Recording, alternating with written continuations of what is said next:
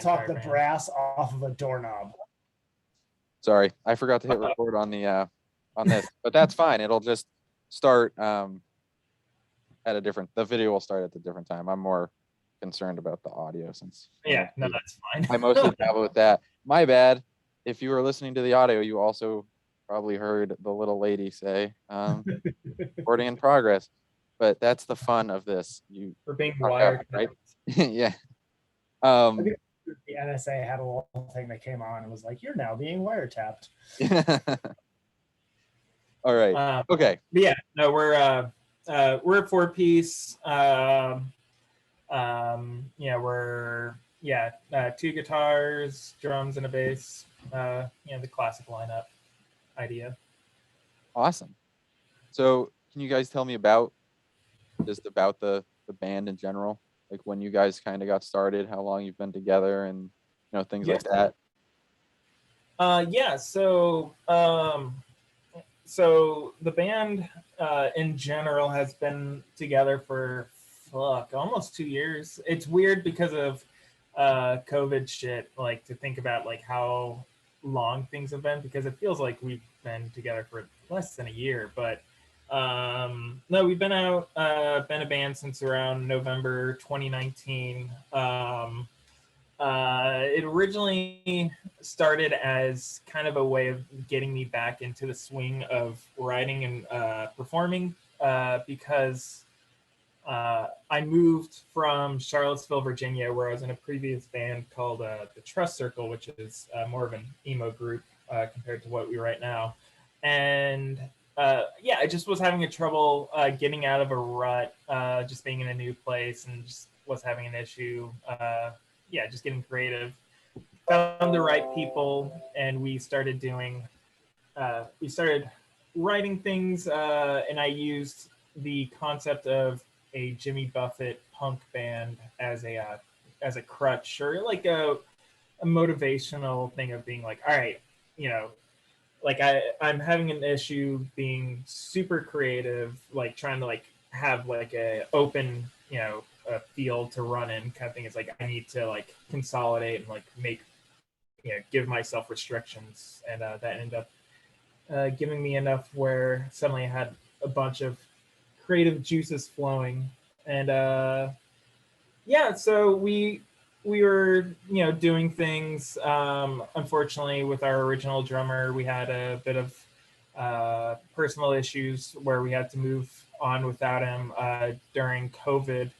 And then Kevin came by and he joined the band last August.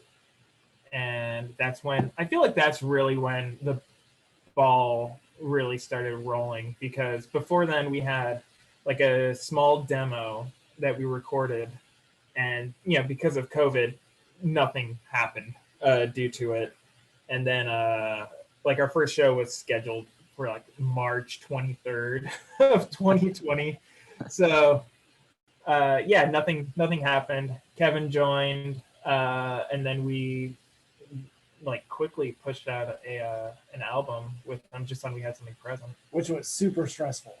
Yeah, they're like, stressful. Hey, so we've got these 8 songs. Can you learn them in like 5 weeks? I'm like, okay, sure, I'll do that. Yeah. And but that pushed out the album Halloween Beach Party, and then that just kind of had us on like a social media radar kind of thing. Mm-hmm. And since then, we've been doing a few live streams here and there. We released a few singles, like separate, like little single demos, and was on a compilation album. And then and then we started playing shows again. Yeah. Yay, shows. And we haven't stopped playing shows. Like once we started getting booked, we've been asked a lot, like from touring acts and venues in general, offering us gigs. So that's been nice. But yeah. Have you guys? How many shows have you done since they've come back? I honestly think we're about to hit 10, but I feel like that's really. No, because we did a little quick run across the state. We did a home show, a Charlotte show, a Nashville show. We played a few venues around Raleigh and Chapel Hill. So we're probably coming up on 10. Yeah, Awesome. we definitely stretched ourselves out the past month or so, but we're going to be dwindling down to focus on new material as well as probably doing some other mini tours, but outside of the state. Yep. Awesome. And you guys are North Carolina? Yep. Yeah, that's kind of one of the nice things is we live in an area that is luckily fairly COVID not free, but at least it's not super It's rampant. It's not like a hot spot. Yeah, I know. Yeah, Durham itself is pretty low. Chapel Hill's not bad. Carborough's not bad. Raleigh's okay. Yeah. So really, like, it's not terrible here. Like, they just had a hopscotch over the weekend. So we'll go as long as we can. Come the holidays, nobody wants to go out anyway. So we'll get through October and then start to work on the new record and stuff like that. Awesome. Yeah, I'm from New Hampshire. That's the same thing, kind of up in New Hampshire. It's not like a major hotspot for everything. But I mean, to go see a show, I got to go to Massachusetts. So it's like, nothing's happening over there. Like, people are still doing stuff up here. Yeah. But yeah. Yeah, I was interested to see. I know, like, Rebuilder just had a really big show at the Sinclair. Last weekend. So I know, like, there's some stuff. Yeah, everything's open. Every place is asking for proof of vaccination or last show you had to have vaccination. Or show like a 72-hour beforehand clear test, which is good. And they still have everyone wear their masks and everything down in Mass, which I don't mind. I mean, when you're crowded in there with a bunch of people, I feel you should have been wearing masks to begin with. Yeah. Brian and I and one of our other guitar players we're going down to Fest this year. I mean, we do pretty much every year, but we'll be interested to see kind of how that all turns out and what the bigger shows look like. Mm-hmm. Compared to local shows is one thing, but when you get into 1,500 people, whatever it is, that's when it starts getting. Lollapalooza turned out to be okay. Yeah, that's pre-Delta. Also, not in Florida. That's true. Being from Florida, like like it's just the thing. Oh, for sure. It's definitely the Australia of everything. Everything's out there to kill you. Yeah, for sure. It's not. I'm glad I don't live too close to there, or ever. I don't even want to go there. I know people that are like, "Oh man, I'm going to Florida this week," and I'll be like, "I'm hoping you're coming back safe, man." Yeah, I mean, we're considering starting to book like a tour down there in maybe January, and I'm like, "Ooh, is it gonna be okay?" I'll be thinking about you guys if you end up down there. Book now, hope for the best. I mean, that's kind of where everybody's at. Like, get the show, see if you can make it, see how sketchy it is come that day, and we want to play, but we want everybody to be safe, and it's such a balancing act right now for everybody. I mean, I can't imagine, like, I've seen a couple of bands that I know that are trying to book like full national tours, and I'm like, you're insane. Yeah, like that's way too much. Like, it's hard to book a tour like that when you're a smaller band at the best of times. Yeah. I'm planning on probably quarantining after Fest. Well, we're all gonna have to. Yeah. Like, there's just Fest flu is already a thing, so like to add like the COVID-ness to that, like that's totally. I'm going to get my flu shot before Fest. Oh yeah, absolutely. I should probably get mine soon. Yeah. Not a bad idea. Yeah. All the sure. Sure. Be prepared. But yeah, I'm going up to Supernova Ska this weekend in Hampton, so that'll be my first big test. That's 1,500 people, all outdoors. So I don't know. The outdoors ones. I went to an outdoors one and I felt pretty okay. No one's like up on your ass or anything either. And I mean, like, there was a pit and stuff, but it didn't seem too horrible for like, you know, you could stay away from people if you didn't want to be near anybody. And Yeah, and I everyone think was like, pretty that's kind of the chill thing. about it. Our scene has definitely seems to have taken it seriously. For sure. And I know people canceling their stuff. I mean, Retirement Party and Diet Sig canceled their Yeah, shows, you know, because they're concerned about it. And I mean, we that's fair. we I don't blame them. we have a pre-fest coming up that we're doing in Durham, and we just had the two bands who are coming over from the UK. They're like, we can't make it in. And Yeah. I'm like, hey, that's fair. It was probably not a great idea for you To anyway. fly over. You know, Yeah, I wouldn't cross I wouldn't be going to any other different countries right now. Yeah. Or I mean, that's just me. I mean, if people want to do it, I don't. COVID, fuck. I mean, like we all thought for sure we were going to be like free and clear by now, and like, Oh yeah, it's it's like everything's gonna be fine. I can like get in the pit and sweat all over other people, and I can go home and feel safe about it. Yeah, no joke. But it for sure is a continuing thing. But let's get off the topic of COVID. I don't like that topic. Makes me sad. Makes me think about that year I lost like $300 of tickets I didn't get back. But you gained a couple $1,000s through the stimulus. I did, and I spent it all on tattoos. Yeah, I have one stimulus tattoo. I put mine in savings because I'm an old man. Yeah, he is an old man. When I think about it, it's like I could have put it in savings, and I'm like, this sleeve looks fucking sick though. Yeah, no, they refer to me as Bandad because I'm older than everybody. Like, He's significantly like you're 44. I am. I'm 44. And the youngest member of our band is 26. Like I have cymbals I play that are older than our bass player. Yeah. Not that he bought retro. He's just owned it. I have played had it. You bought it new, and you've had it longer. 100%. But it's awesome. I mean, it's cool, right? Like, you know, that's what keeps me young is, you know, hanging out with the young kids. Yeah. Yeah. We have a TikTok. Do we? Yeah, I hate doing it. I hate using TikTok. I'll do reels because they reach so many people, right? Yeah. And people are like, you should do the TikTok, and I just don't want to. I don't want to so bad. I have a hard time.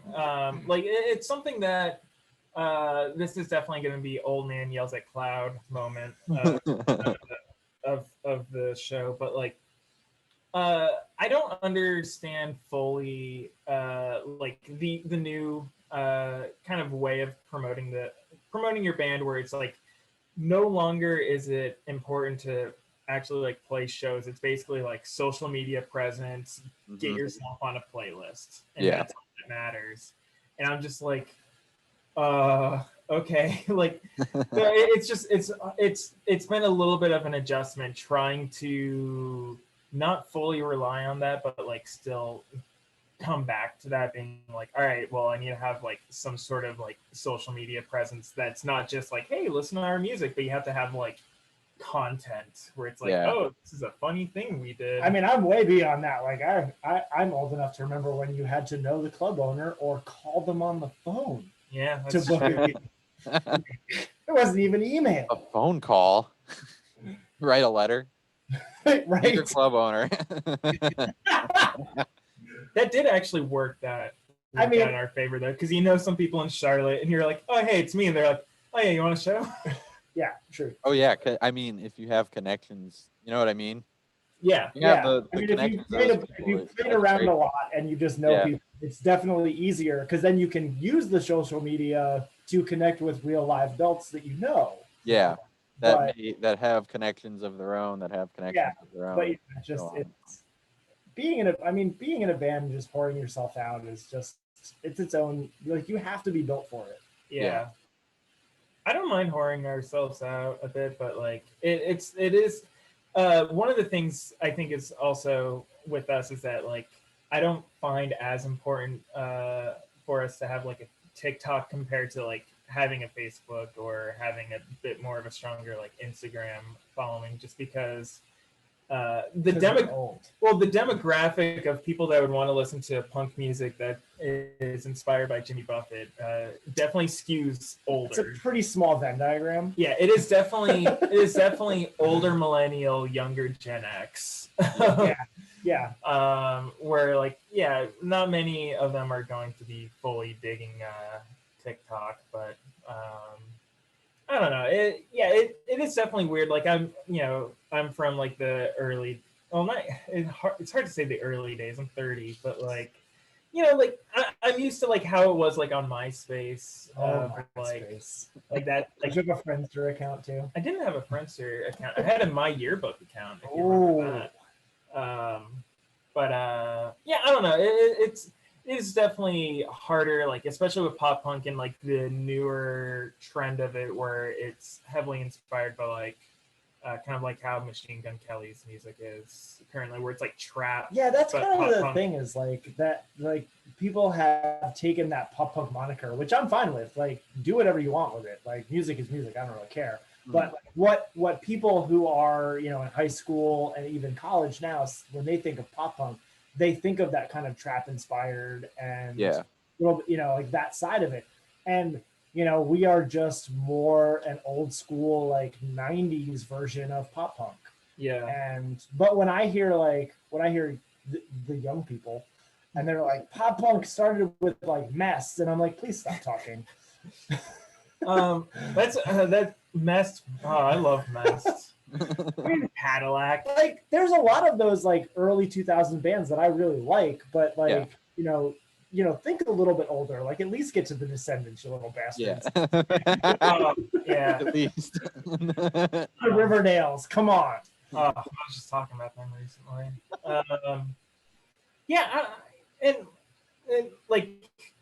Just because our music skews a little bit towards like the older pop punk, which album 2 is gonna be leaning way more into it.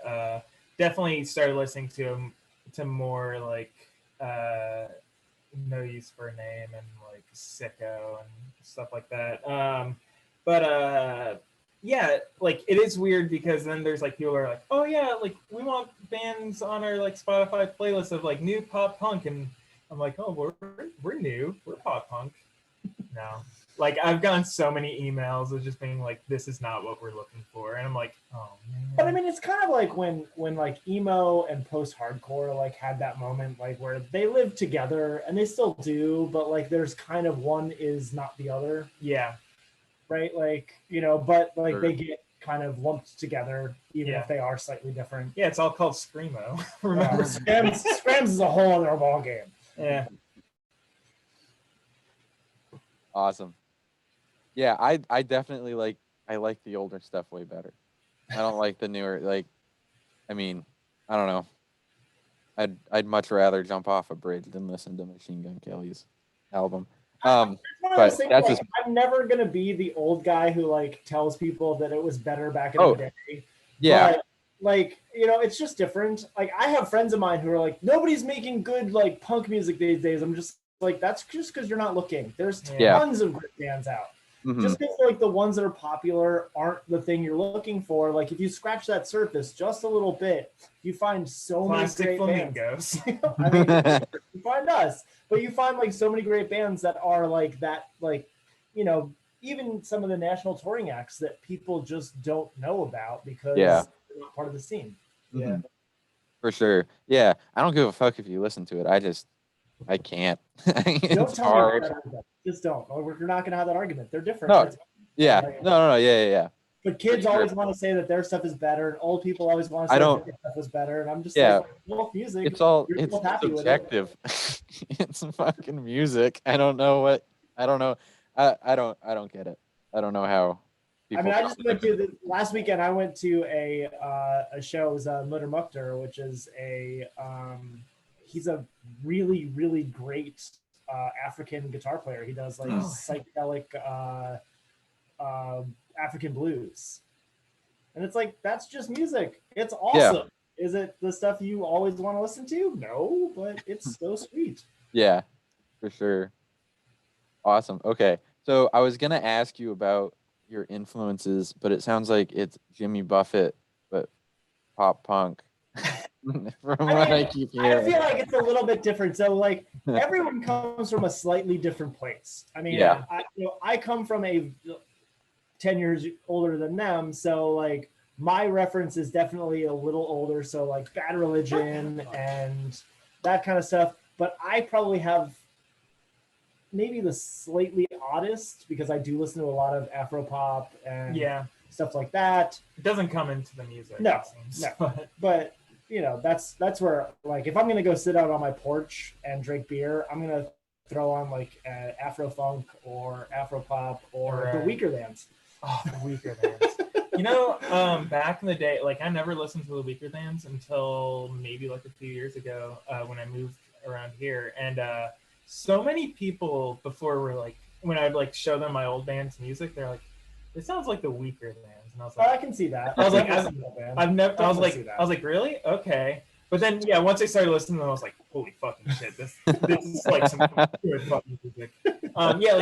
He has a little bit more of an eclectic taste, but him and I think one of the reasons why we get along so well is that even like the general interests of the band were like, you know, a lot of the stylistic things, it comes from like the early or late 90s to early 2000s, like skate punk, like, you know, and a lot of like old ska or like third wave of ska kind of stuff. Because like my favorite band is the Aquabats, like through and through. That's always going to be my favorite band. But like, yeah, I fucking grew up listening to like Alkaline Trio, Descendants. I was really big into like even like old straight edge hardcore. I was a big Gorilla Biscuits fan. Hell yeah. But yeah, like, you know, I always grew up like listening to like Goldfinger. I think is probably going to be the biggest influence of the next album, just because like I just recently put them back on like through my rotation. I was like, holy fucking shit, I love this. Sitting as like early, which is a band I just have no time for. But yeah, like so a lot of stuff is and you know, after like I kind of like went through a little bit of a transitional period where like I went back to kind of my quote roots of like punk music, and that's kind of where album 2 is coming from, is a bit more of where or like what made me, you know, fall in love with the genre, while some of the album or music from our previous album is definitely a bit more influenced by some of the newer music that I like, being like two of my, you know, most favorite bands out currently, Jeff Rosenstock's band, and just really Jeff Rosenstock in general, so like Bomb Music Industry, ASOB, and then also Roswell Kid. Roswell Kid is probably one of my favorite bands out there currently. They're just fucking sick, nasty. I love them.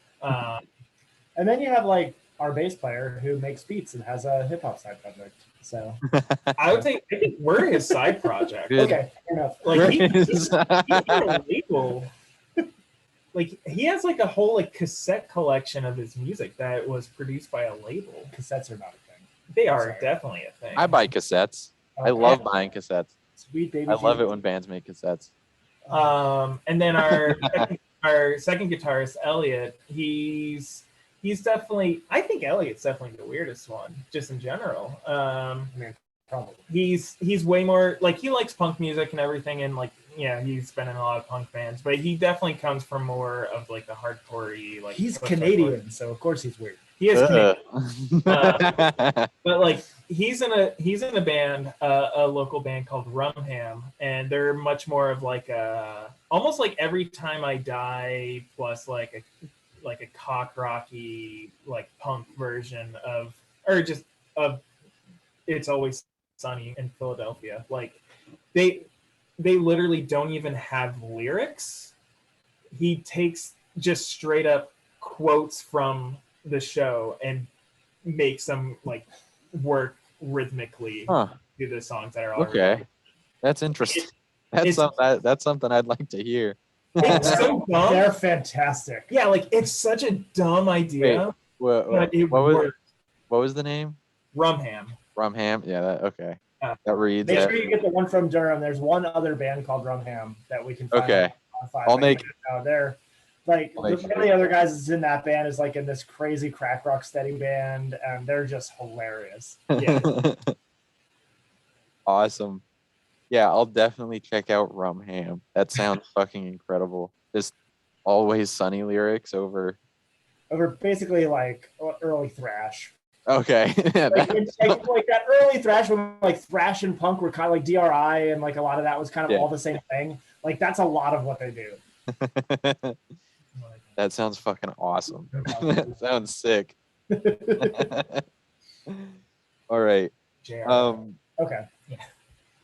Okay. So I asked this to everyone. How did you guys like get into the scene? Like when were you like, yeah, this is the scene I want to be a part of? Well, go ahead, Brian. My story's older. Yeah. I'm pretty sure this is kind of how everyone from my age demographic got into punk music and stuff like that. The year was 1999. Tony Hawk Pro Skater just came out. I'm like, that was like a really big one. Where like, yeah, and Goldfinger was great, but like, I don't know why. Like, I liked Superman from that album or from that soundtrack, but I'm like Dead Kennedys and fucking Suicidal Tendencies got me in much more. It seemed like. And then everyone talks about Tony Hawk Pro Skater 2 and that soundtrack, which I don't like. I don't like that soundtrack. I'm like, I don't think there's anything memorable from it aside from maybe Millencolin and Eurobarge from the Millencolin was already awesome before that. Right. Yeah, that was another like Life on a Plate is a great fucking record. Oh, Life on a Plate is one of the best albums. That's so good. But yeah, like Tony Hawk, and then my brother was a little bit older than me, so like, when Blink-182 came out, like he, got the albums, I think it's Sum 41 and all that, which like I didn't mind that much, but then like I was like, yeah, like this is good and all that, but then I met my best friend who he had a brother, or still has a brother, that's probably your age actually. So he had like the influences. So like he's the one that like brought my friend like, a bunch of just stuff of like Alkaline Trio, Millencolin, like MXPX. Oh my god, I was a big fucking MXPX fan. I was also incredibly Christian, so that worked out really well. But your MXPX record, your Slick Shoes record, Five Iron Frenzy record. Okay, hold on. I was into Five Iron Frenzy for so long. I saw them like on their last show before they officially stated that they're no longer going to be considered a Christian band, because they're like, we wanted to be taken seriously as a touring act, and most Christian bands don't get booked at clubs. No, it's true. And they're playing this like at like a church, and me and my friends who were actively non-religious but grew up listening to Five Iron Frenzy were like, this is a wild moment of our lives. But yeah, so like it was really my best friend and his older brother that really got me into the music much more. And then, 7th grade, I, picked up a bass for the first time.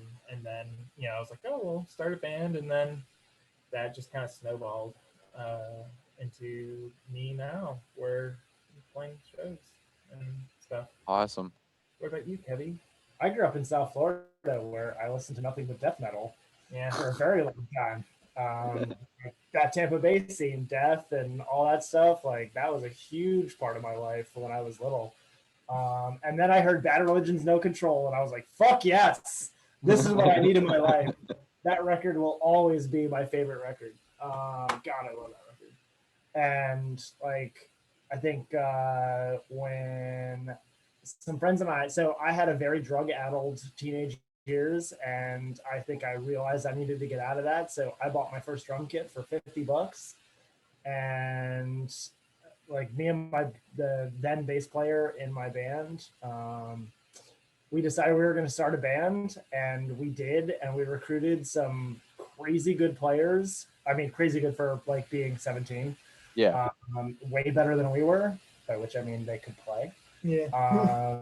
And we just tried to keep up with them. And our scene, like, we played our very first show at this, for the area, like pretty famous club, and they shut down not that long after. So we started renting out a Lions Club at like the age of 16, 17 years old, when they should not have been renting that to us. Wow. And throwing shows. And, you know, like, our biggest act was local at the time, but was Nonpoint, then known as Nonpoint Factor. And we just like had a great time through these big old shows every Awesome. week, and made our money back just barely each time. And it was crazy because my mom was our door person. So here's the thing about that. My mom, people were scared. All my friends were scared of my mother, but everyone who didn't know her was scared of our friends John and Jeff, who were each like 250 pounds. And if you looked at my mother sideways, they would literally break you in half. Like, they worshipped the ground she walked on. So yeah, like, nobody fucked with us. We never had any issues. Like, it was super fun. Awesome. And I left and, you know, eventually got back into playing when I moved to Charlotte so many years ago, and played a bunch of bands there, and then moved here 3 years ago. Finally caught up with some people I, you know, gelled with, and yeah, on we go. Awesome. Incredible. I love those stories. I always think those are fun to hear. So, weird trivia. My first high school band, I was in with Oscar Isaac. Yeah. Who is Oscar Isaac? I'm sorry. I'm not He's very. Poe Dameron in Star Wars. Oh, really? Yeah. Wow. That's fucking wild. That's my claim to fame. I was that close to fame. We'll eventually cash in on it. No, we probably won't. He won't talk to me anymore. That is fucking insane. That's wild. What the fuck? You'll have you'll have a tell-all book. Yes. Yeah. You'll go nowhere. For all you heterosexual ladies out there, I have seen Oscar Isaac in his underpants. I can tell the story. That's good. You guys don't have to answer this one. I just like knowing things. So do you guys do this full time, or do you guys have other things you guys do to pay the bills? God, there'd be no fucking way we could do this full time. I couldn't even afford a box if I did this full time. No. I mean, I almost treat this like a second full-time job. The amount of work that Kevin and I put in, like, him and I are the most active of like the business end of the band. So, you know, Kevin does a lot of the back end, does a lot of the booking, as well as the finances. And I do a lot of like social outreach and like the social media, as well as writing and writing the lyrics and making sure everyone shows up on time. Yeah. It's an important job. Yeah, we're band mom and band dad. But like, I work in customer service, just doing quality assurance for like a startup company. Yep. He does. I do outside sales in the cabinet industry. Yeah. I sell hinges and slides. That sounds insanely interesting. I want to dive more into that. It's actually funny. The guy who does my job up in the Northeast actually lives in New Hampshire. Really? Yep. Where like Lake Region area? I know he's like an hour from Boston, so he's in southern New Hampshire, but okay. I don't know. So he'd be like 30 minutes from me. All right. Have you ever been to like Pheasant Mall or something like that in New Hampshire? The only mall I go to is the Manchester Mall to buy new vans. That's it. The only thing I know in New Hampshire was when I was a kid, I lived in the Boston area for a while, and we would go up to Canopy Lake and drive on the Kangamangas Highway and swim there. Yep. Canopy Lake, that's a big one. Fell off. Heroin, that's another big one. People love heroin up here. They fucking love it. It's actually a whole nationwide thing. People just love it. The thing about New Hampshire is, for a while we were not the number 2 state for heroin decent usage. They're gonna change the And, license. It's gonna say live free and die. Yeah. We're number 3 now, but I still live in the town that has the largest consumption of it, which is terrible. But That like, is fuck, wild. Yeah, but yeah, that's New Hampshire. Republicans and heroin. That's okay. Carolina is. I don't really. yeah, fit we're in. Republicans and crystal meth. So Well, I was just gonna say Republicans and transphobes, but you know. that Republican and transphobe is the same thing. yeah There's a lot of plays the part in here. It's funny, you can like hop over to Vermont and everyone's like so nice and like tolerant and nice people. And you come over here and it's like, why is your hair green? Have you ever seen there's that like SNL skit where it's like Adam Driver is like an attendant at a like a not like a Klan rally, but like a Confederate like rally sort of thing, where they're like, we're trying to find our next spot where we can go to, something where we can live off the land, and there's like a nice like farmers market where like we can grow our own things and sell it to our people, and we all like ride on tractors and things like that. And he just like raises his hand. He's like, that sounds like Vermont. Idaho or Montana. That's funny. That's good. Yeah, no, they wouldn't want to go to Vermont. No.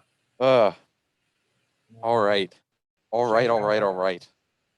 Okay. So I got another one here. I got this whole list. I wrote it during lunch. I've been very busy. I was eating my PB&J and trying to scratch down as many notes as I could. So do you guys have any like big accomplishments of the band? Anything like that you're proud to say? We survived the lockdown. Yeah, right. Like we've survived this far, Yeah. which is we made it through 3 days in a car together, so without fighting once. So I did get very salty. You did get salty, but you just kept it to yourself, so it's fine. Yeah, no, I think this band, like, we're still a little young. We've got a couple of like national tour openers coming up, but right now, like, we've got some goals that we're trying to hit. Like, we really want to play fest. I think we want to do some larger touring. Get out of our state and get up to some other places. But right now, I think we're still kind of. I will say, so when we first started, we did a couple of live streams. One of them at the end turned into a bit of a train wreck. I will admit. Okay, all right. The whole thing was a bit of a train. But the first one we did was really good. Yeah. And it came together well. And I think this winter, if we get locked down again, we'll probably end up doing maybe 1 or 2 more of those. But they'll be contained and not 3.5 hours of video on my poor computer. Just waiting to crash. But I think we have done a pretty good job of reaching out and getting our name out, and I think we'll get there. Yeah, like I think in general, like the band's progression is definitely a little bit slower right now, and that's just because with COVID and the aforementioned kind of ethos of the band of we're not necessarily going to be the most like social media like as progressive kind of band. Yeah. Like it does definitely hinder a little bit of the progress, but we're working on that and trying to adapt. But the big thing though is that the bands that we want to work with are we are on their radar. And I think that's the nice thing, is that we're building the connections of the bands that we want to work with. We get shout outs from Catbite, and I am not mad about that because they are amazing. Yeah, if you haven't listened to the band Catbite, they're definitely bands that, or they're a band that like I don't know if I want to like comfortably say that we're friends with, but we are definitely building quite a nice professional relationship with. But they are one of my favorite ska bands out there, and just in general, like they're pulling so much good shit out right now. And then we're also working with one of our friends' band, Ghost Town Remedy, that by the time that this episode comes out, we already played a show with them. But They're definitely another really great pop punk band that is climbing up right now, and definitely check them out, especially if you're a fan of like Roswell Kid. They definitely are cut from the same cloth, pretty similar to us as well. You can check out our comp, Cheese Pizza in Paradise, which has both bands on. Yeah, as well Along as with some other really great bands. Yeah, bands like Ramona, Dad Hats. I think by doing Dad Hats, I think they're on my list. It might be Dad Caps. Oh, I don't, there's a lot of very similar. let me check my calendar. That sounded familiar when you said it. I think yeah, it's Dad everybody's Caps. doing It's Dad Caps. Yeah. No. That comp is all like, you know, kind of summer banger covers.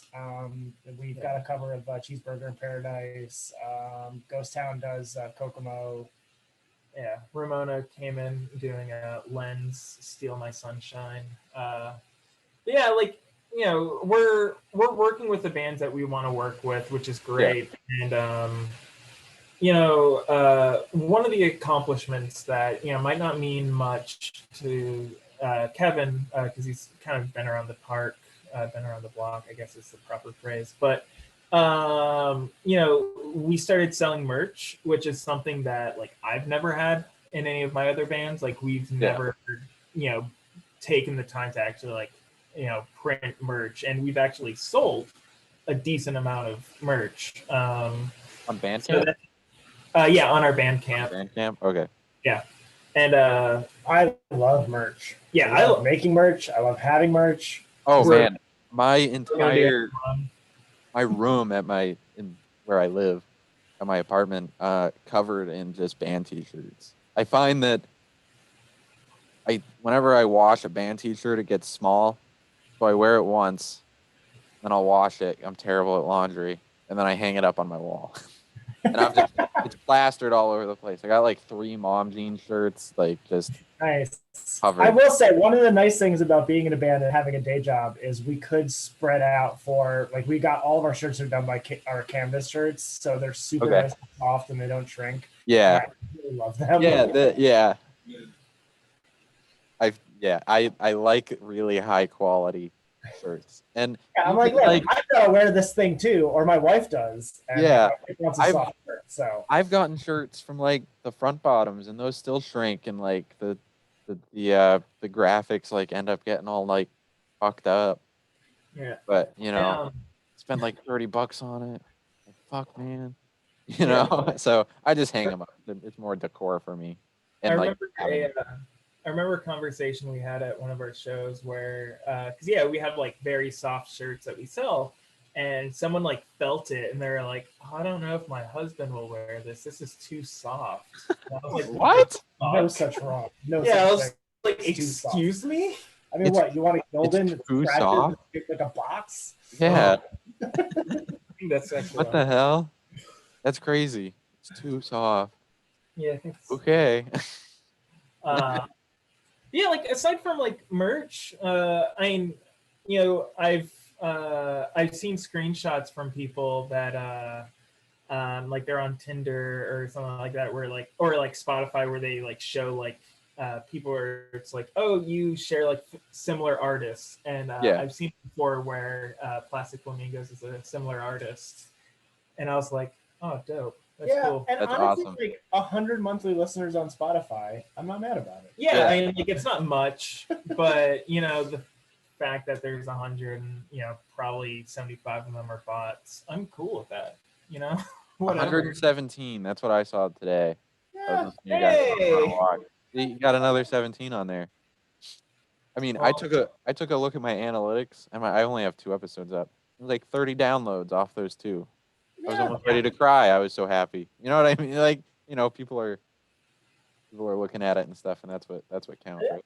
I kind of take. There's a really great thing about like Henry Rollins when he was touring like in Black Flag when nobody really knew who they were, and he's like, look, if you are going to play a show, and even if there's only one person in that show, like you owe it to them to play the best show you can. Yeah. Because it's not that person's fault that no one else showed up. Like you owe it to them. and I've always kind of lived by that. Like, and I'm happy if like one person other than me wants to listen to it. Like, I think that's awesome.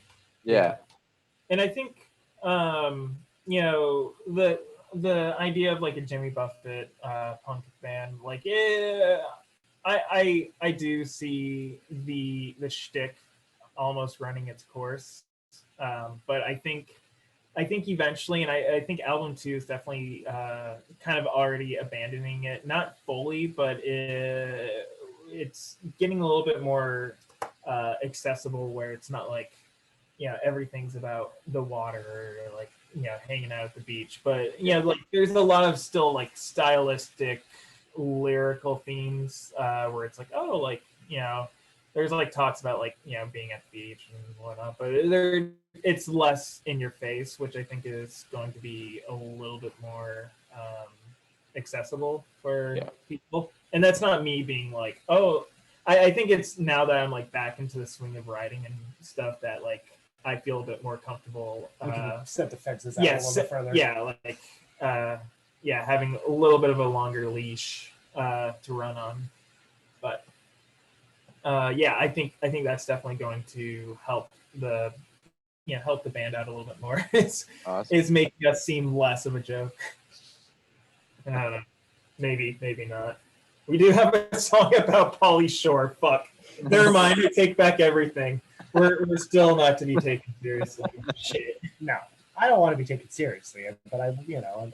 Yeah, I'm like like what you mentioned with Henry Rollins. He's no fun. But no, I agree with that sentiment. But one, you know, like with me, my favorite band is the Aquabats, and you know, I would say that is a band with a shtick. They're a band with a shtick. I have a pretty big thing with bands with shticks. Gwar is another big favorite of mine, as well as Slipknot. So whatever.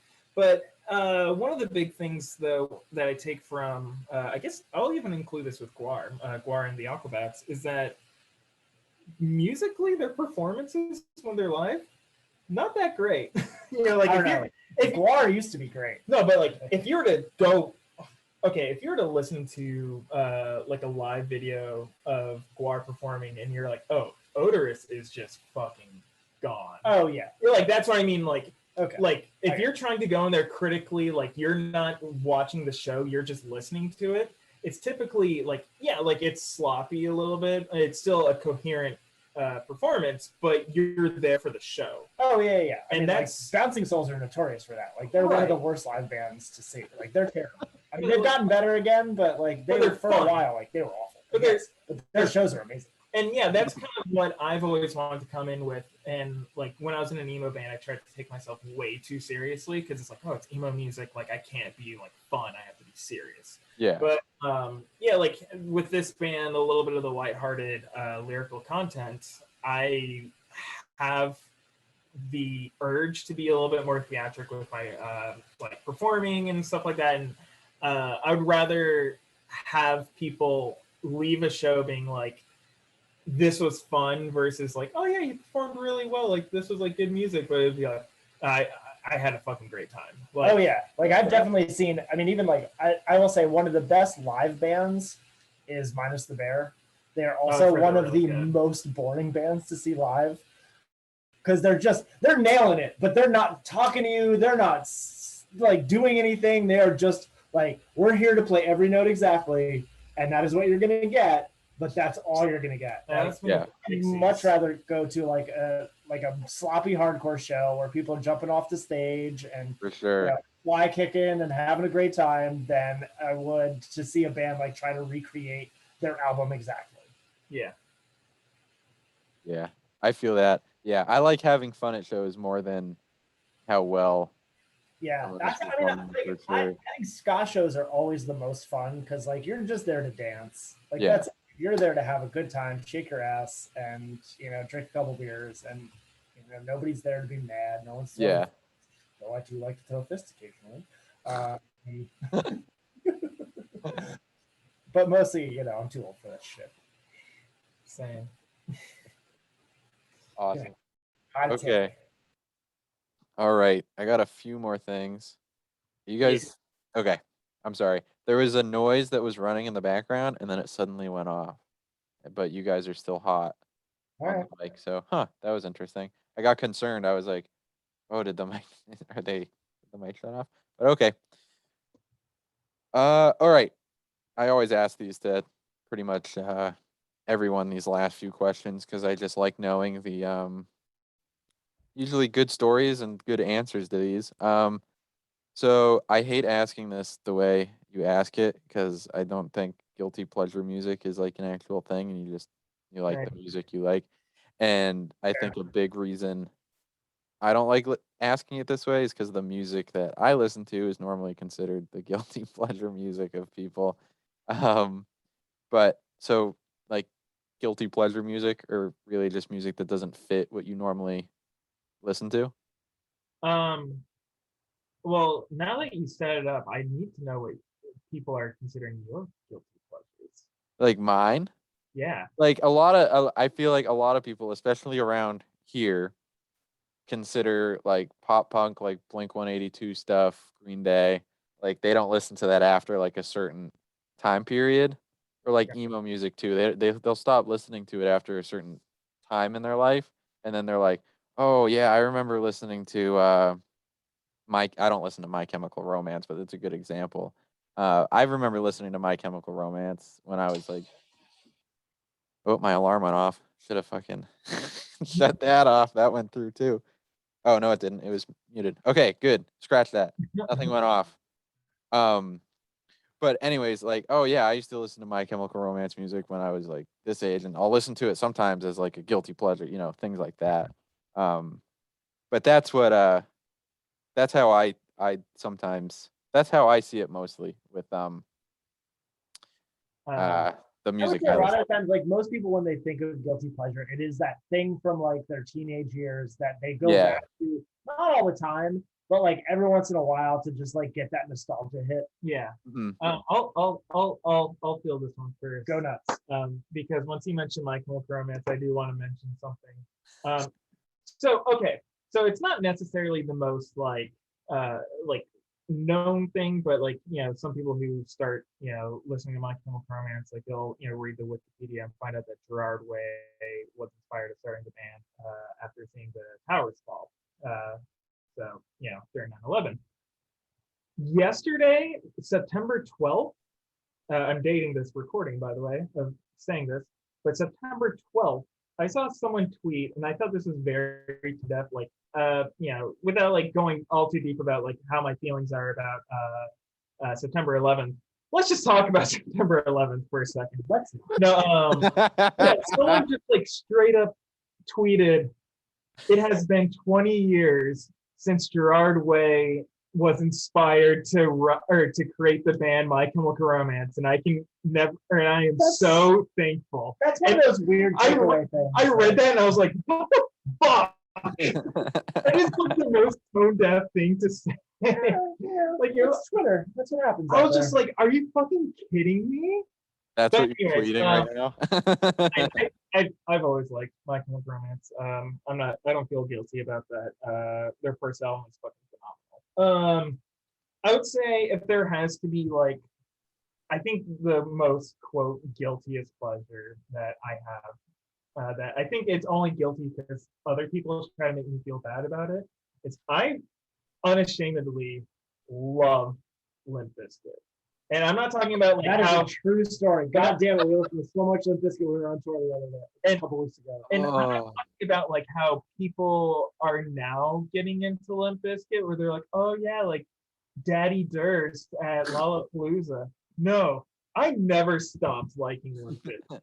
I liked them from Nookie till today. Like I love Limp Bizkit. I think they groove so fucking hard. I have the exact opposite. I saw them in 1997 on Warped Tour, and I thought they were the worst thing to happen.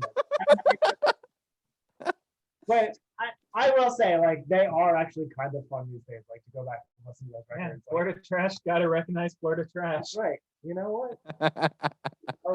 are where you come from. Yeah. He's like double dipping too because he's from Gastonia too. So like, he is just like all the trash rolled up into one. Yeah. So what about you? Mine is Tracy Chapman. All day, every day. Oh, see, I don't get the love. Oh. Fast Car. I listened to that for the first time, like a few years ago. I was like, people are about this shit. Her first two records, New Beginning and that record, oh, they're so good. Yeah, that's not. Who was it? Tracy Chapman. Oh, okay. It's Okay. like singer-songwriter stuff of like the late '90s, right? Yeah. Yep. Yeah. Like that whole scene, I'm not really a fan, but like her, just I love those records. Oh, I just love metal. And that's, you know what, you can have your head PE and be. I don't like head PE. I don't like. I don't like them. But yeah, no, I'd say Limp Bizkit's probably like the biggest one that I think a lot of people get from me. That and like, it's not even guilty pleasure, but I think it's like very much like a snobby thing is when people find out that I listen to jazz music. Like, because like I went to school for jazz, and a lot of people don't know that. So then, you know, they'll come and like, you know, they'll like hear me listen to jazz and talk about jazz music, and people are like, "What the fuck?" Same thing as like hip hop. That's half my record collection. Yeah. Do you know Dexter Gordon's whatever?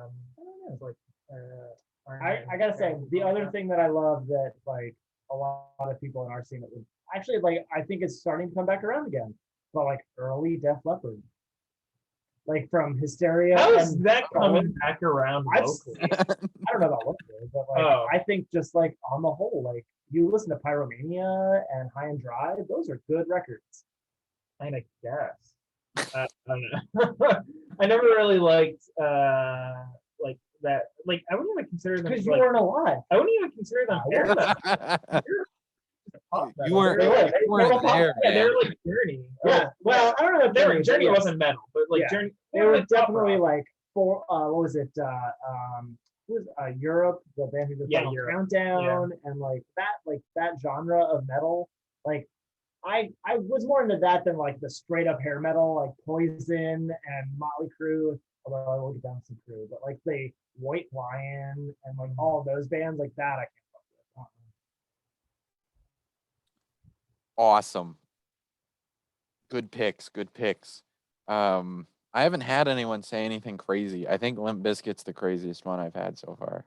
Oh yeah, baby. That's the wildest one. No, yeah, everyone else's has been like, okay, yeah, you know what I mean? I have not heard one where I was like, damn, that. I mean, like normally we're just wearing that on our fucking sleeve. Yeah. That is a weird one. I would admit. A lot of people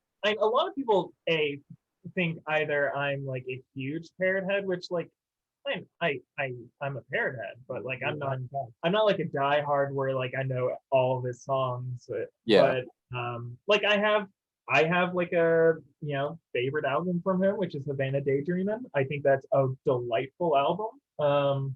I'm actually going to be covering that in my solo set. I'm going to be covering that song. I ended up making a really good arrangement of it.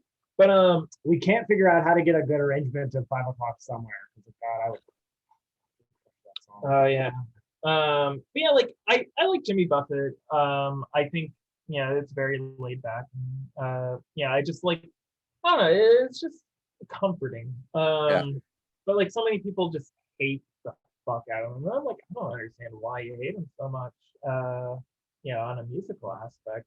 Some people don't like the corporate aspect of him creating like a bunch of margarita bills and running out of local hotels, which is definitely a criticism that I think is valid. But musically, dude wrote a song called "My Head Hurts, My Feet Stink, and I Don't Love Jesus," and that's one of his best songs. That's on Havana Daydream. Gotta check that out. That's Brian's family crest. Oh, my head hurts, my feet stink, and I don't love Jesus. Yes, yeah, no, that's valid. Yeah, but that's funny.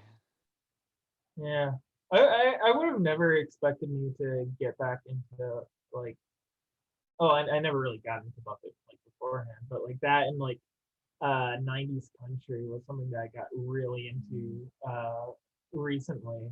That shit's dope. At some point, we are going to do a Shania Twain cover. I have no doubt of it. Yeah. Oh, we there's like a typical joke that we do at the end of almost every song. He says we. He means him. Although Ryan has oddly started doing it on the bass, and it's freaking me out. Sometimes we'll be like playing a song, so it'll be like, meet me at the Dairy Queen, at the heart like a baby, where lots of people never I feel so peachy keen. When I see my party, with you there's just no clouds in the sky.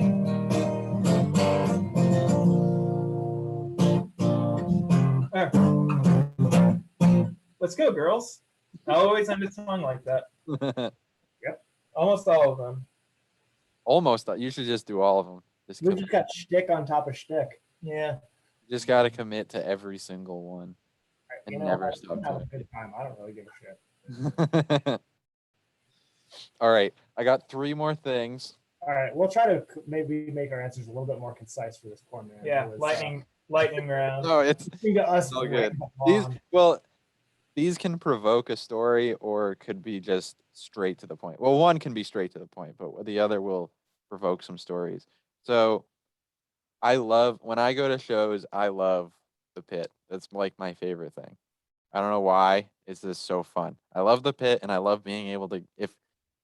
I've been to shows before where when they have a barricade up, I'm like, these fucking pussies. Why did they put a barricade up? I want to get up on the stage, and I'm upset about it. The older you get, the more fun it is.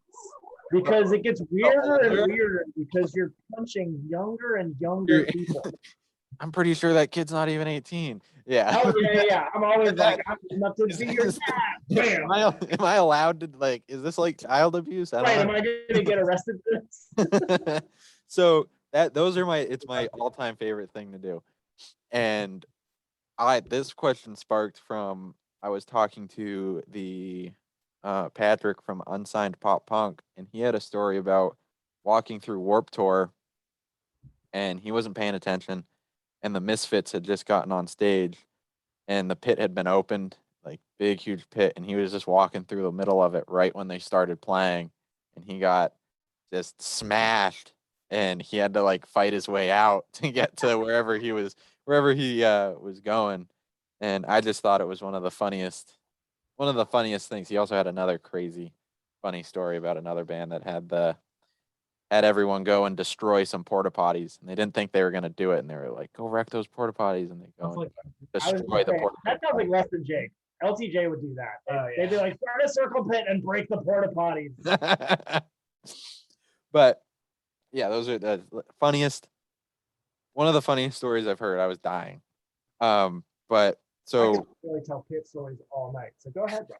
Yeah. So like, do you guys have like that pit experience where it was like, what the fuck, or like something just crazy happened, or like you broke a leg and they had to stretch you out, you know?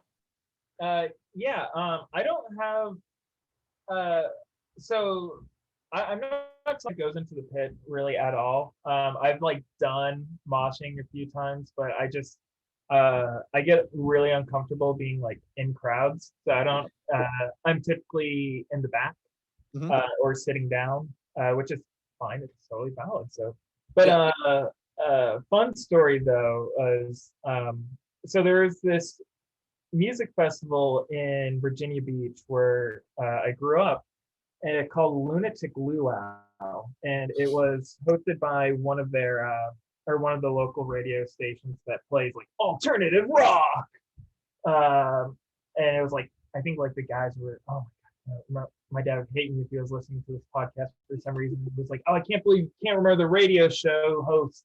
It's like Mike and Dave in the morning. Whatever their morning zoo was. Yeah. But oh, you have a wasp nest. I do. It's on the outside. Yeah. Anyways, when he said that, I was like, you look very calm for someone that just found a wasp nest inside. I can see it in my work desk. Like I stare at it all day. But anyways, that's fine. So the band, which one did Down with the Sickness? Disturbed. Okay, I can't remember if it's them or oh well, it wasn't even Disturbed that I was talking about, because it is Drowning Pool, because it's the song Bodies. So yeah, my friend who was like frail, like he was like, 90 pounds, like really tiny kid. And, we were like 12, 13 years old, going to this music festival and Drowning Pool's playing and Bodies is hitting where it's just like really like building up like let the bodies hit the floor, let the bodies hit the floor. And I'm not in the pit, but my friend is, and he's just like getting ready. He's like, yeah. And right when the part where it's like, let the bodies hit the floor, this huge guy just screams, floor, picks up my friend and just throws him on the ground.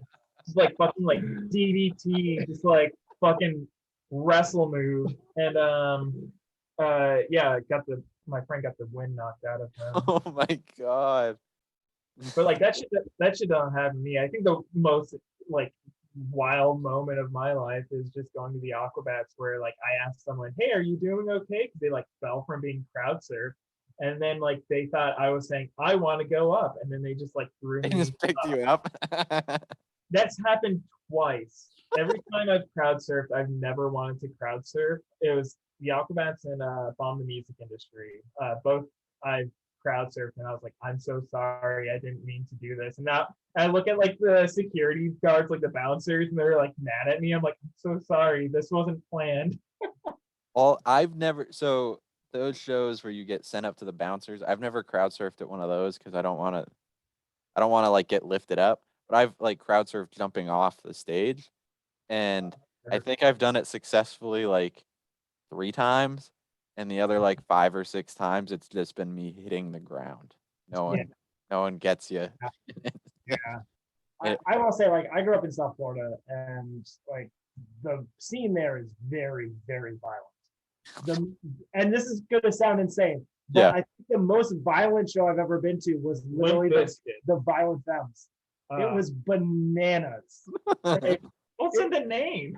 but come on, blister in the sun, and people are just wailing on each other. Like, what is happening?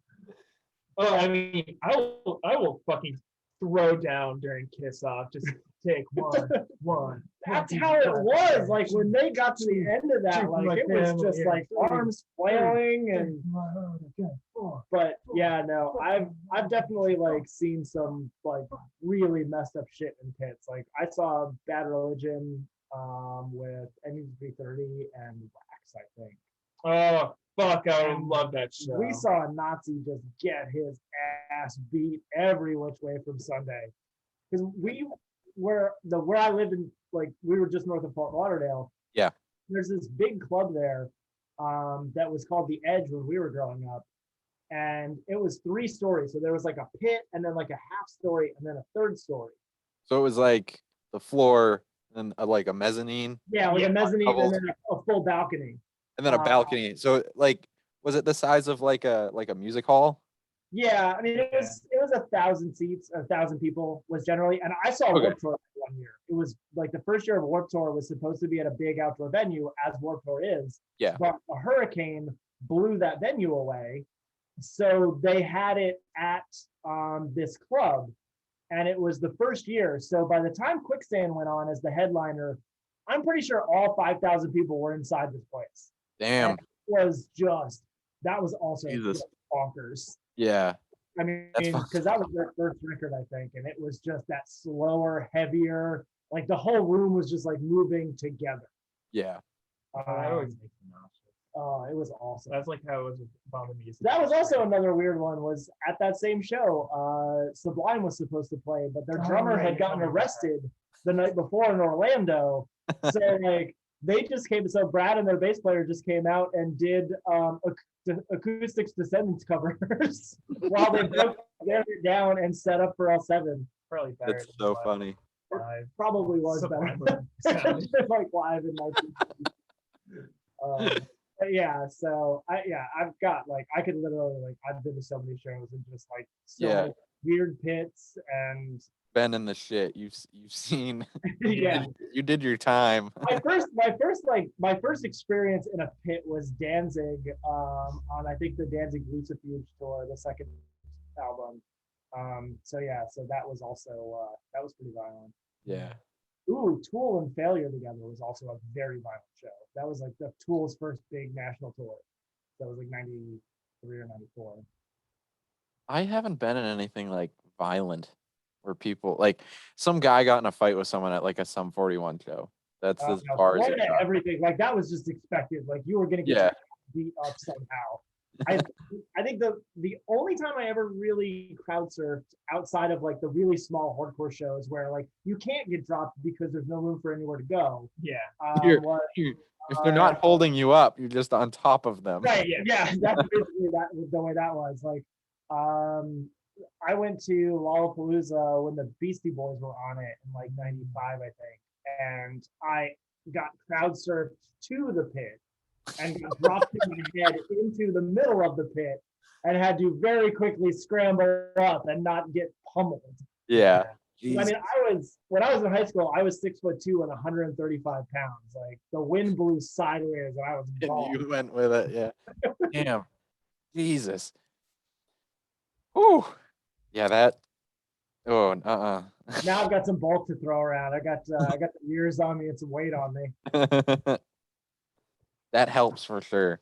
Yeah. It definitely helps when you're. I'm like the old guy. Like I'll wade in, but now it's much more like stay on the outskirts, making sure kids don't get stepped on. And Yeah, oh man, I get tired easy. I'm out of shape. I'm a piece of shit, you know? So I'm just out of shape. So I'll like mosh for like 2 songs and then step out and I'll stand at the side and make sure no one's yeah, and I like dying. Stank pits. Like that was the one thing. Like being in the scene, like in the mid and late '90s when ska got really big, and all of a sudden the jocks were showing up at shows and like pushing people during like skank pits, and then getting their ass beat and not understanding why.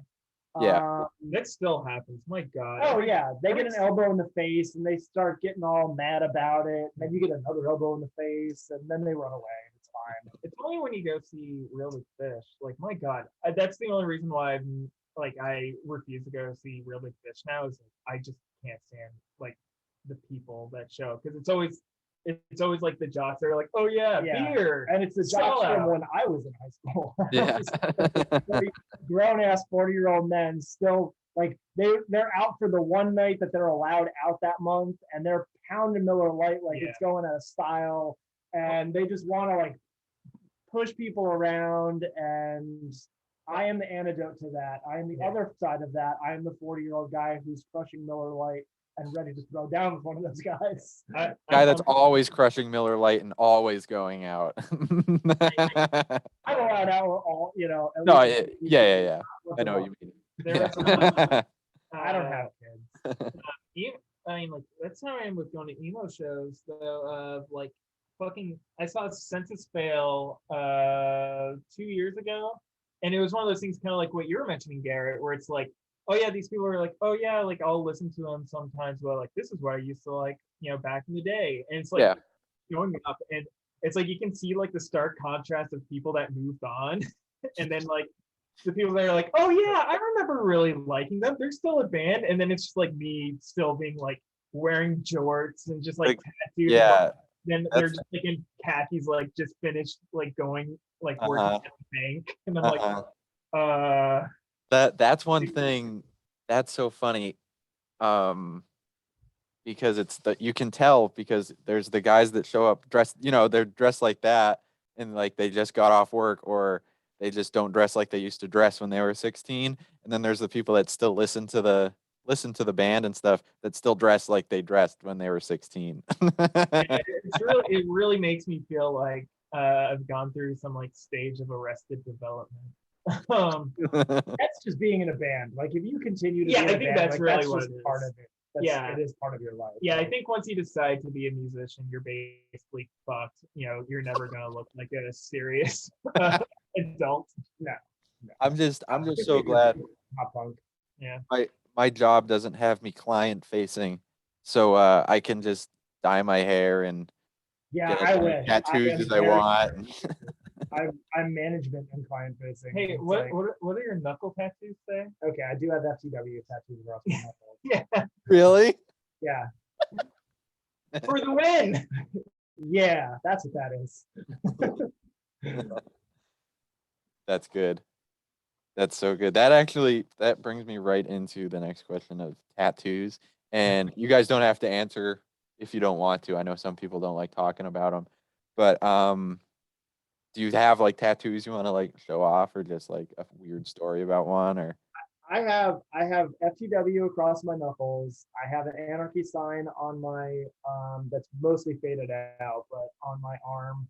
I did both of those myself while completely stoned out of my gourd at 16 years of age. Yeah, I was gonna say they're pro. I actually okay, have, hold on. Okay, You so gave your- here's how stupid I was. I have blue yourself dots. knuckle tats at 16.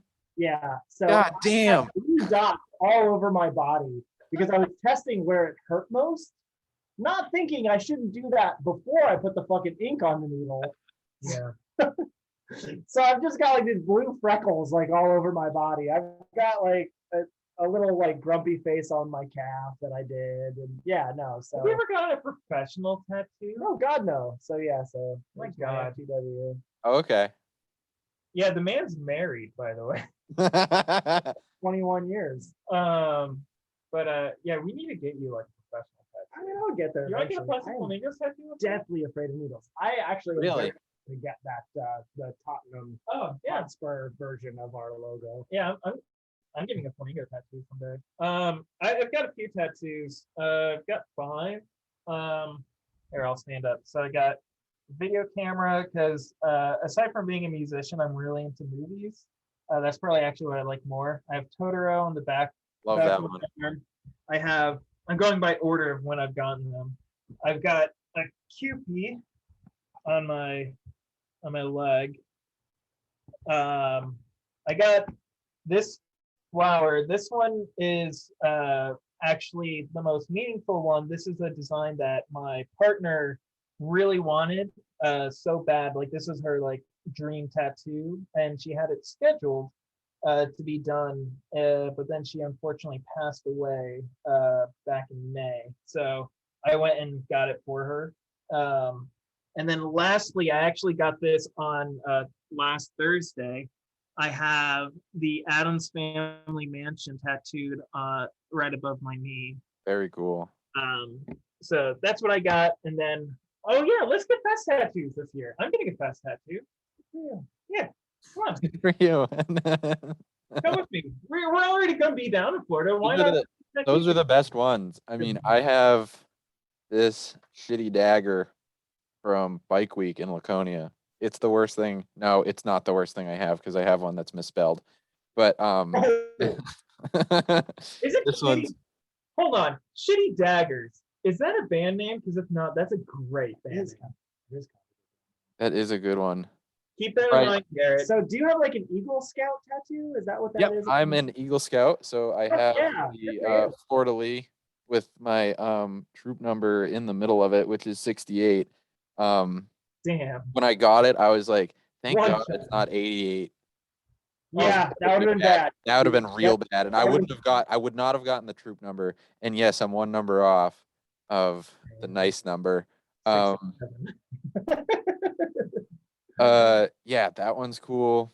I got the front bottoms logo, and I got a sleeve. It's not done. Oh, It's it's time.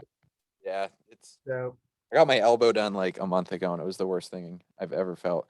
But that's really painful. yeah, it's terrible. It's worth it. All the ink's like gone because when I sit at work, I lean on my left arm, and I Yeah. just leaned on it, and I just fucked it all up. But the one that everyone likes to see is this. Happening. Happy. Homeless? There's 2 Oh. of these. Oh, Yeah. I Yeah. love it. I got it done in the room I live in now. Because when it's not even worth explaining that whole thing. But a kid I used to live with did it for me. And I don't know. 1, I don't know why I let him do lettering. And 2, I should have fucking spell checked it. So it's somewhat my fault, but like he wrote it out on my arm. He wrote 2 E's. It's the word happen. Like, come on, man. Like, I'm a bad speller, but shit. Gotta And love it.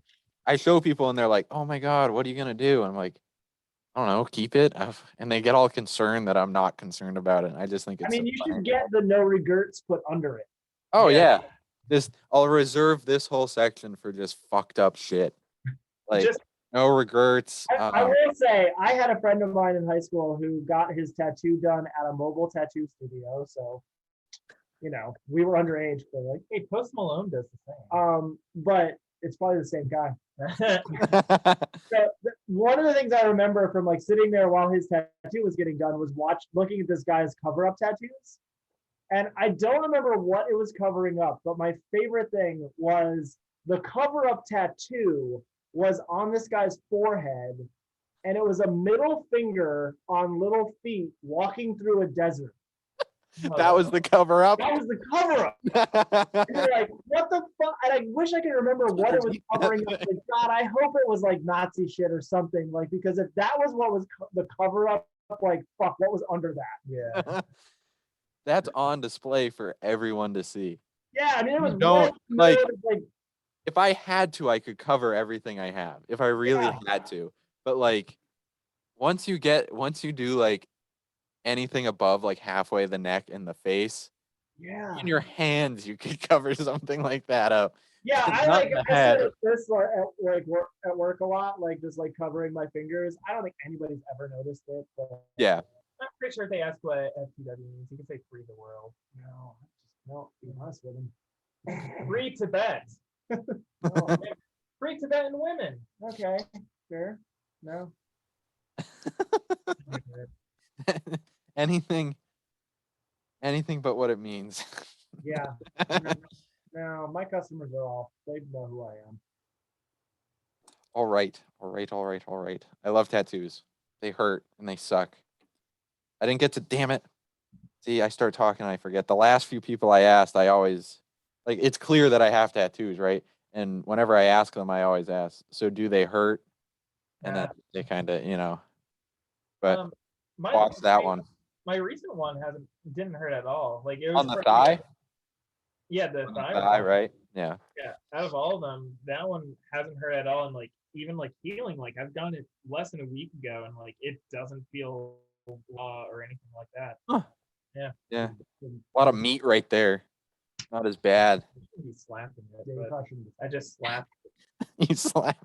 It has a bandage on Let's it. see if I can get it to hair. Fine. Yeah. Okay. All right. Last thing. It's a little bit of a game. Okay. So I'm going to name a band, and just the first like idea or thought about them that pops into your head. This one's on. We have bad takes. Oh my God, that's okay. Yeah. I've never if put. there's anything in the world I have, it is opinions. Yeah. that means you'll be good at the game. So every time I've asked for this one's on the list all the time because it's my favorite band. My feelings have just been hurt, and that's okay. Like, people won't like the band, but every time I haven't gotten anyone that's been like, I like that band. The Front Bottoms. And if you don't know it, you can just like skip and we'll just go to that. I've literally been murmuring he's going to say the Front Bottoms. And literally, once you show me your Front Bottoms tattoo, I'm like, oh God, please don't let him talk about the Front Bottoms. We don't need to talk about it. We can glaze right over it. I will say, was it Talon of the Hawk? Yep. Wonderful album. I think he needs to go through therapy and learn how to have better thoughts regarding women. Okay. And also, they need to change their name. It's Chris. I don't have opinions on them. They just don't exist in my universe. They were a band that was better live, though. I was not expecting them to be because I saw them like during that album, and I was like, what the fuck is this kind of band? And then like I saw them, I was like, oh, all right, I remember who they. Oh, Manchester Orchestra. Yep, I saw them on. That was 2019, right? No, this was 2014. I think. Oh, okay. I saw him with Manchester Orchestra in 2019. Yeah, they've toured with them a lot. I didn't get into them until like 2015. Okay. They are the perfect continuation of the Tom DeLonge boys. Yeah. They're keeping it alive. Why? Then I definitely- Uncomfortable. Anyway, That's a good impression right there. I remember that summer. All right. Sex Pistols. Boy band. Boy band. All right. Fucking useless. Childish Gambino. Oh man, I was trying to open up with the lyrics to Bonfire. I really like Childish Gambino. I think he's progressed significantly as an artist, and This Is America is probably one of the best songs to come out of the last decade. I think he's like the prog rock of hip hop. That's fair. Like he's like the Emerson, Lake and Palmer of hip hop. Yeah. And especially when like you watch like the shorts that he did with that's associated with Because of the Internet. Like, dude, he has a mind that is for sure. But no, I think he's great. I like Childish Gambino. Awesome. Green Day. You ever take on Green Day? I think they get way more hate than they really should. Like, they get shit on for, like being at the front end of something that blew up that they had no control over. Like, are they a great band? No. Are they super fun? Hell yeah, they are. Like, they were just three dudes having a good time and happened to get lucky and, the right person saw them. Good for them. Fuck yeah. And then they learned how to play their instruments and wanted to do other stuff.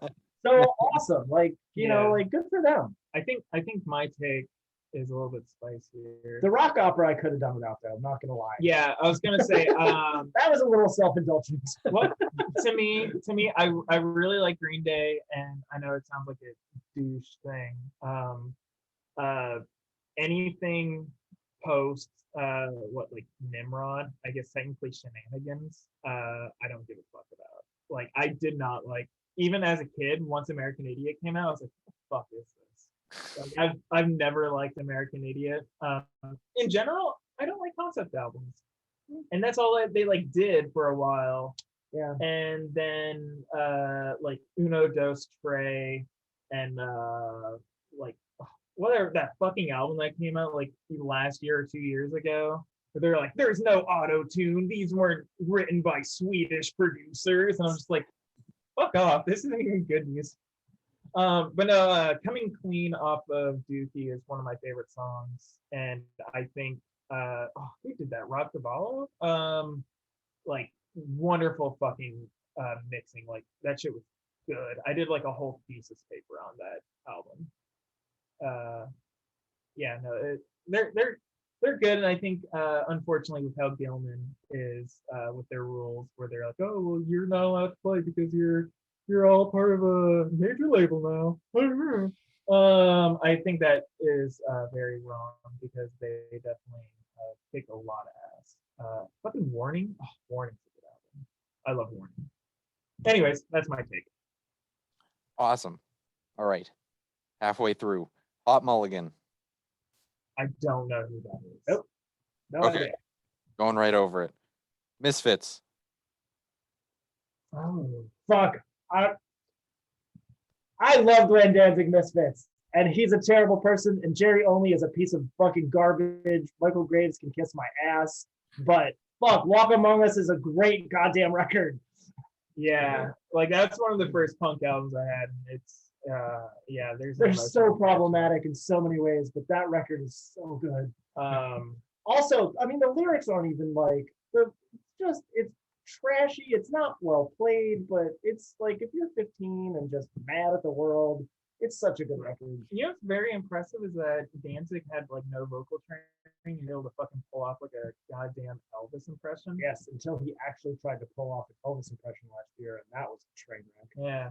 But yeah, like, I think they are, I would say, like, they are punk on training wheels. Like, those early records are like one of those bands that, like, a lot of people, that's how they get into punk. It's just like that horror punk with them. So yeah, they deserve a lot of credit for like the scene being what it is. I just wish they were better people.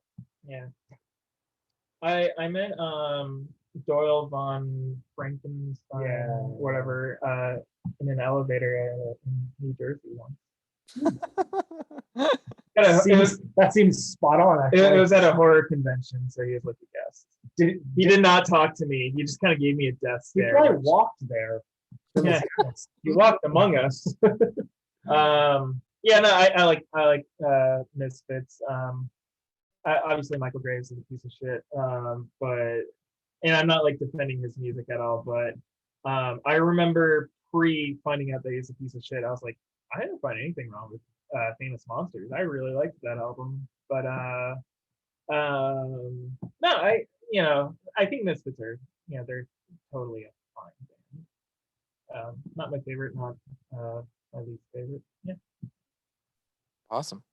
All right. Zach Brown Band. Yeah. Hell yeah, I like my I like my chicken fried. Cold beers on a Friday night. Pair of jeans that fit just right. And the radio. Oh. I'm pretty sure they played that song last time we played Night Rider. Probably. I really want to cover that song. That Chicken Fried is definitely a song that I really want to cover. I would say Zach Brown is probably what I would imagine would be the best person to take Jimmy Buffett's place once he leaves this mortal coil. I think he does it the best. Does good I'm like Southern Living, but he has way more of a progressive voice than a lot of country artists do. There's a lot of over patriotism that came out of a reactionary period due to 9/11 that a lot of country artists have taken a hard time getting past. But I think Zach Brown is definitely one of the more progressive country artists out there, and I give a lot of respect to him. I know nothing about them. No, I like my Chicken Brown. Cool. The owner of Meadowbrook, which is a big pavilion concert venue in New Hampshire, his daughter is married to one of them. One of the guys in. They do like my brother dated the niece of the lead singer of Rascal Flatts. Huh. That's how he met Good Charlotte. Because he got backstage passes. Yeah. Anyways. Yeah, they do like 3 shows at the pavilion every year. I hate that place. Anyways, next one, Maroon 5. Really good live show. Yeah. I've seen them once live. I had free tickets to see them. I was like, holy fucking shit. I am way out of place being here, but this was a really good show. I saw them open up for the Police. Oh, that would be a good. At least that era. Yeah. No, it was a solid show. Yeah. No, they're good performers, and their previous band. Oh my god, I can't remember their name. Oh yeah, when they were in the pop punk band. Yeah, it was like a power pop group. Yeah. I don't remember the name either, but no, it was a really good album, and Songs About Jane, fucking bops, front and back. Awesome. Beastie Boys. I don't like their first album, but everything else until not as bad. I don't know. The first album doesn't win me over, but top 5 band for me. I don't know. They're still fucking amazing. I was actually talking about them yesterday. Check Your Head, one of my favorites. Ill Communication, great. Paul's Boutique, great. To the Five Boroughs was the first album of theirs that I bought, and I fucking loved it.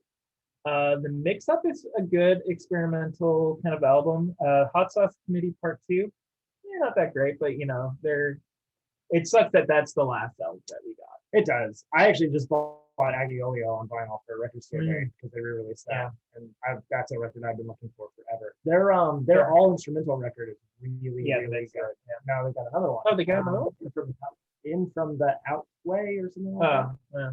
Their music videos are some of the best music videos out. Yeah, out there.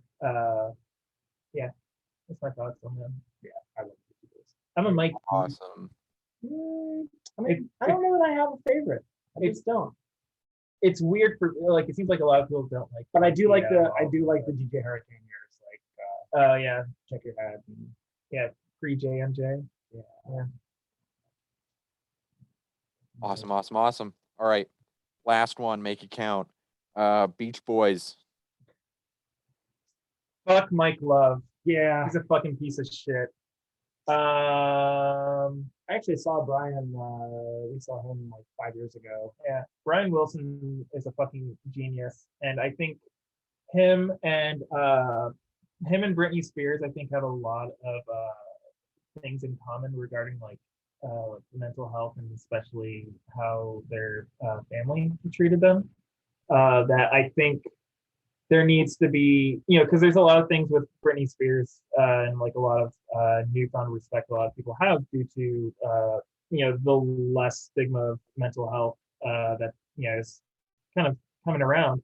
And I think people, there's a lot of like weird things regarding Brian Wilson where they're like, oh, well, he like freaked out and then left the band. And it's like, well, there was a lot of drugs. But I mean, Bare Naked Ladies have a whole song about it. Yeah, but like it's one of those things where it's just like, yeah, once you find out how fucking shitty his dad was and like how like under his thumb he was, it's just like it like a lot of things make sense, and then like I fucking just started feeling for him.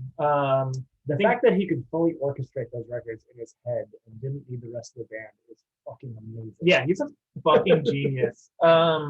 Now, do I think all the music is good? No. Do I think Pet Sounds is a fucking phenomenal album? Yes.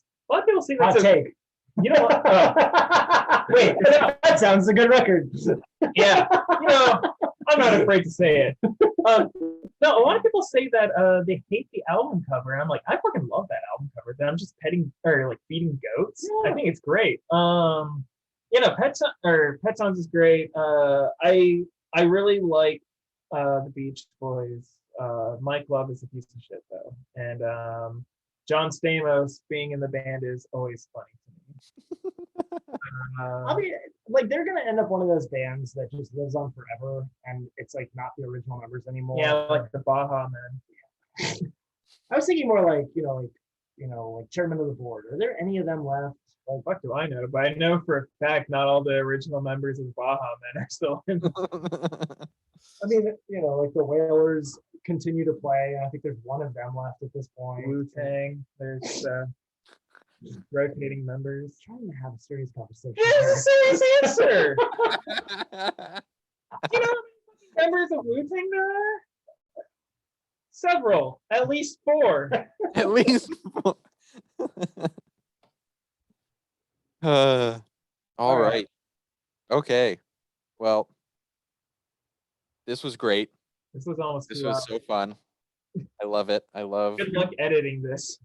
Oh, fucking Jesus Christ! You think I edit shit? That's hilarious. Yeah, I don't edit my podcast. If anything, I will own like every once in a while, I'll like take a part out or something that's like so unneeded or just like some like bullshit that we were talking about that just doesn't need to be there. You know what I mean? But other than that, it's like snipping the ends and hitting go.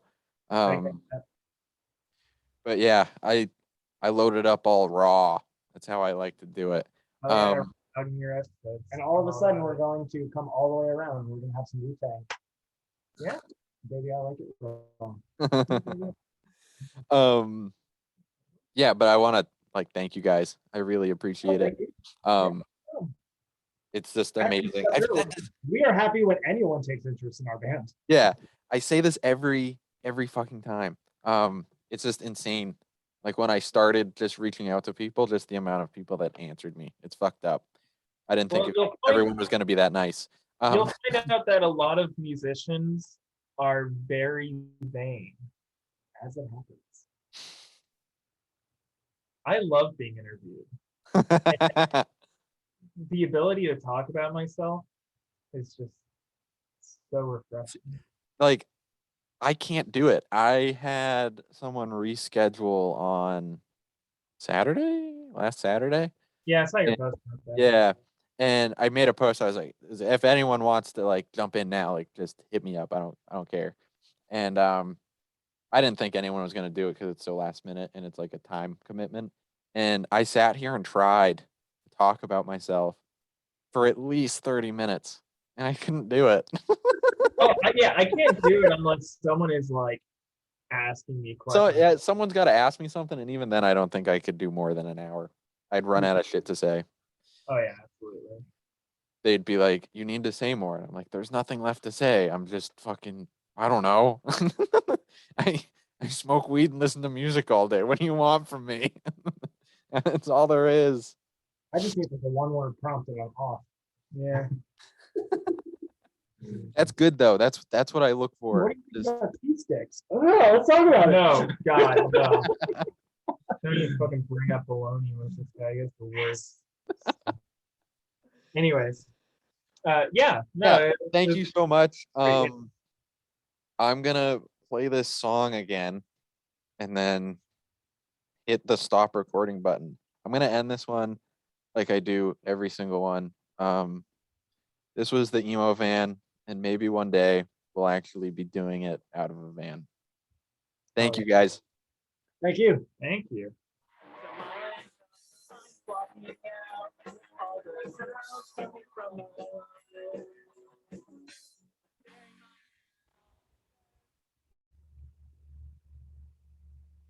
Awesome. I can clip these things.